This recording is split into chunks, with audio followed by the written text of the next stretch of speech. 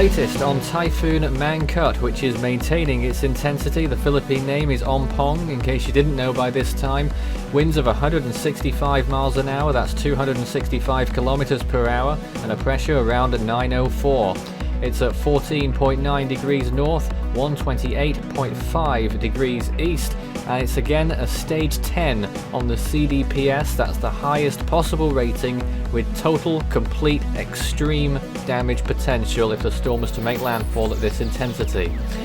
And right now it's only 301 miles from Virac. The storm has been trending further south than forecasted and is likely to make landfall in northern Luzon. 503 miles from Manila as well for reference, and they could receive tropical storm force winds too.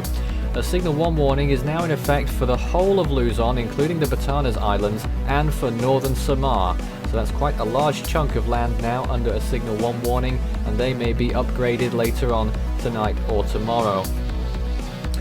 So you can see what the GFS model thinks of the storm over the next few days.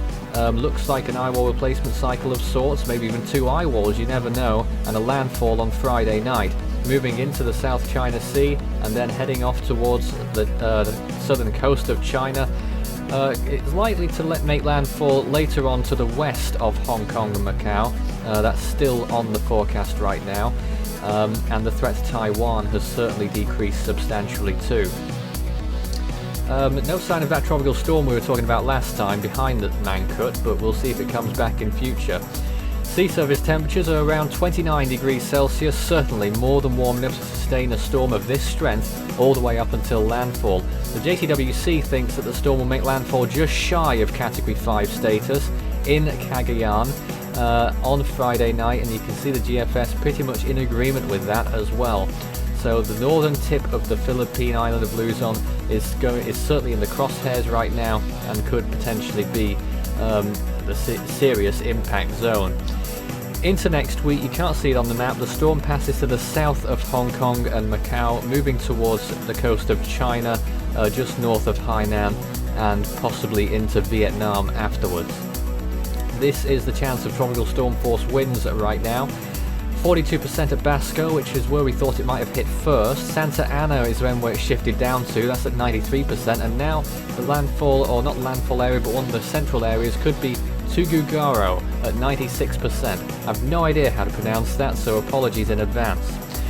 This is the model run. You can see how it's all looking here. Most models think the storm has peaked, except the CTCX, which I'm not sure I agree with on that one either, because wind shear is not particularly low. It's at least at the moderate level, 10 to 15 knots.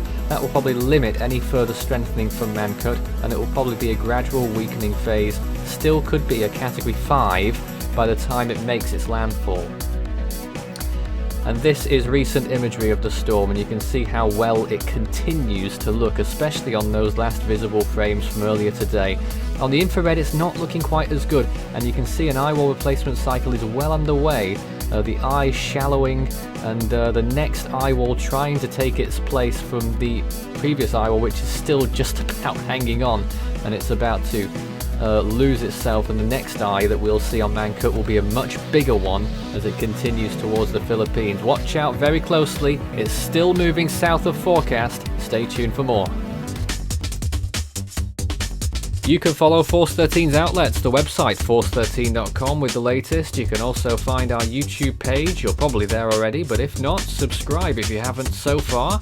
You can also find our Facebook page, Force 13 all in text, and it's at Force 13 on Twitter if you'd like to get in touch with us on there. You can also help the project become even better by enjoying the benefits of patronage. You can find out more information about how to become a patron and what those benefits are at patreon.com/Force13. And Force 13's live coverage continues on its live feed. You can check that out with the latest information at youtube.com/Force13/live.